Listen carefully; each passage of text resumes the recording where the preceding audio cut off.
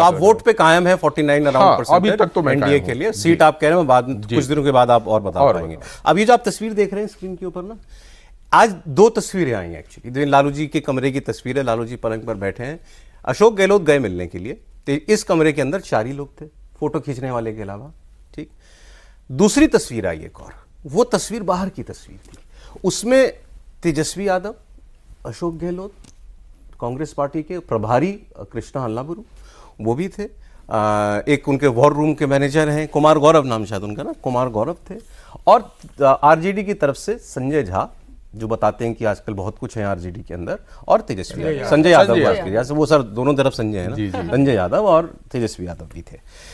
लेकिन आज गहलोत जी को जाना इसीलिए पड़ा, जो अब आपको डिटेल में विजय लक्ष्मी बताएंगी, कि कृष्णा अल्लावरू जी जो सब कुछ देख रहे हैं कांग्रेस का, वो उनकी तेजस्वी यादव या आरजेडी से किसी से बात हो नहीं पा रही थी, और ये झगड़ा इसीलिए जहां का तहां खड़ा हुआ था। यही बात है।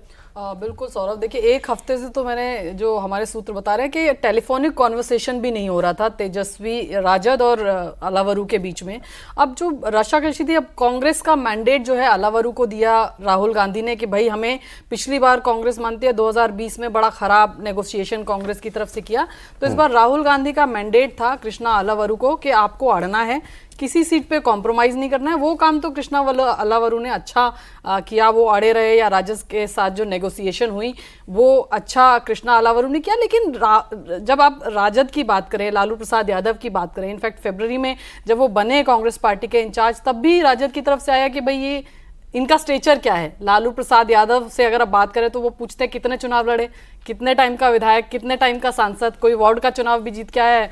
अब यहाँ पे कृष्णा अल्लावरू एक फ्रेश फेस, हालांकि जनरल इंचार्ज रहे यूथ कांग्रेस और एनएसयूआई के, लेकिन एक फ्रेश फेस, स्टेचर नहीं था उनका कि तेजस्वी या लालू प्रसाद यादव से बैठ करके आमने सामने बात करें, राहुल गांधी के मैंडेट को इंप्लीमेंट करते रहे, लेकिन वो स्टेचर नहीं था। तो इसलिए अशोक गहलोत को फाइनली उतरना पड़ा मैदान में। और आज की ये जो तस्वीर है, इस कमरे में भी आपको अशोक गहलोत दिख रहे हैं, तो अब ये स्टेचर के हिसाब से गए हैं। अल्लावरू को इस कमरे में मतलब जगह नहीं मिली, मतलब यहाँ लालू जी और गहलोत जी डील कर रहे थे, और दोनों के बीच में, राजद और कांग्रेस के बीच में ईगो क्लैशेस भी बहुत रहे, क्योंकि कृष्णा अल्लावरू का अपना एक स्टाइल है। सिर्फ पार्टी में नहीं, मतलब राजद के साथ ही नहीं, कांग्रेस पार्टी के भी नेताओं को बड़ी शिकायतें हैं उनसे।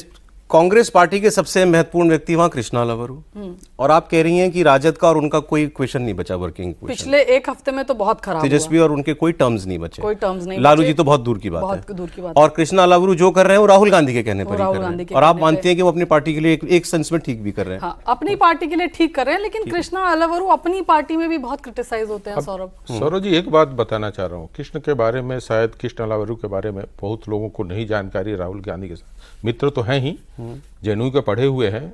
2017 गुजरात का इलेक्शन मेरा देखा हुआ है और मैं उन सारी चीज़ों का गवाह हूँ। अहमद पटेल की एक टीम काम कर रही थी और राहुल गांधी को पीछे से सपोर्ट राहुल गांधी कर रहे थे, सारी चीज़ें सब कुछ ठीक चल रही थी। इलेक्शन के 15 दिन पहले अहमद पटेल के पास 2 बजे रात को फोन आता है राहुल गांधी जी का कि भाई कुछ लोगों की ज्वाइनिंग है। ये बताया नहीं जा रहा कि किसकी ज्वाइनिंग है। कृष्णा अल्लावरू पहुंचे हैं अहमदाबाद, उन्होंने बोला है कृष्ण कि भाई ये 3 लोग हैं, हार्दिक, जगनेश और अल्पेश। अच्छा, उनकी ज्वाइनिंग कराने वाली है? हाँ, और उसके बाद उनका कमेंट था कि इससे क्या होगा। पूरे चुनाव में बहुत अच्छे स्थिति में वहां पे कांग्रेस थी, और 2017 में मेरा मानना था, मैं वहां पर था कि चुनाव जीतकर कांग्रेस आएगी, लेकिन जैसे अल्पेश, जिग्नेश और हार्दिक की एंट्री होती है, पूरी तरह से कांग्रेस के हाथ से चुनाव निकल जाता है और ये पता ही नहीं चलता। और देखिए बीजेपी क्या करती है कि सामने वाले की गलतियों को खोज कर लाती है, और उस गलती को पकड़ी हार्दिक ने क्या किया कि सूरत में जहां पे प्रवासी और बिजनेसमैन ज्यादा है, वहां पे तलवार भारे के साथ मोटरसाइकिल जुलूस लेकर निकला। और बीजेपी के लिए ये सबसे बड़ा उपलब्धि था कि ये इन्होंने काम कर दिया। तुरंत अमित शाह जी, प्रधानमंत्री जी, दोनों लोगों ने मीटिंग किया व्यापारियों के साथ, और उन्हें भरोसा दिलाया कि मैं आपको सुरक्षा प्रदान करूंगा। अब प्रवासी और वो दोनों आए। सोचिए 19 सीट थी सूरत की, 19 में से मात्र 2 सीट आप जीत कर आ रहे हैं। बड़ोदरा की 15 सीट में आप 2 सीट जीत कर आ रहे हैं। अहमदाबाद की 21 सीट में से 3 या 4 सीट जीत कर आ रहे हैं, और पूरी की पूरी तरह से चुनाव क्या कहेगा बीजेपी ने अपने पाले में ला दिया था। तो ये मैं कृष्ण की वो नहीं कर रहा हूं, आलोचना नहीं कर रहा हूं, लेकिन ये राजनीति जो इन्होंने बोला कि भाई कितने चुनाव लड़े हैं, क्या किया है, चुनाव लड़ना, लोगों के बीच में काम करना, यही कारण कि पार्टी के अंदर में उनका ज्यादा विरोध हो।